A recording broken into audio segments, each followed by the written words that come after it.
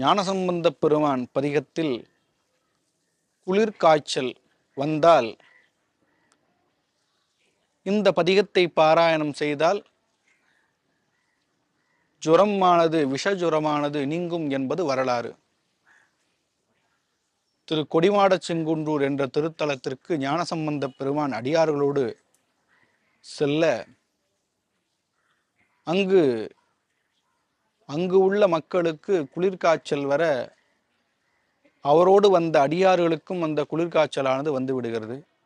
விஷஜுரம் நீங்க ஞானசம்பந்தப் பெருமான் அருளி செய்த அவ்வினைக்கு இவ்வினை என்ற திருப்பதிகத்தை பாராயணம் செய்தால் விஷஜுரமானது நீங்கி உடல் நன்மை பெறுவார்கள் என்பது ஞானசம்பந்தப் பெருமானுடைய வாக்கு. அவ்வினைக்கு இவ்வினையாம் என்று சொல்லும் அகுதறிவீர் உய்வினை நாடாது இருப்பதும் தமக்கு ஊனமன்றே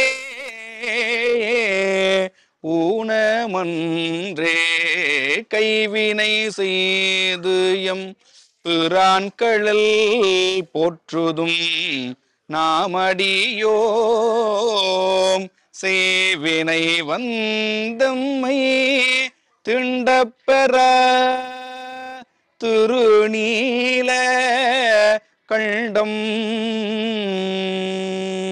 நீலகண்டம். இந்த பதிகத்தை பாராயணம் செய்தால் பில்லி சூனியம் ஏவல் இது போன்று நமக்கு ஏற்பட பிறர்களால் நமக்கு பில்லி சூனியம் நமக்கு துன்பம் ஏற்படும்.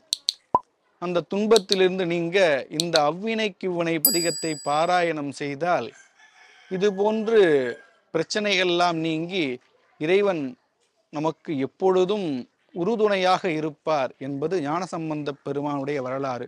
குளிர்காய்ச்சலுக்கும் பில்லி சூனியம் ஏவல் போன்ற மாந்திரிகம் போன்ற தொந்தரவுக்கும் இந்த பதிகத்தை பாராயணம் செய்தால் துன்பம் நீங்கி இன்பமாக வாழ்வு பெறலாம் என்பது ஞானசம்பந்தப் பெருமானுடைய வாக்கு.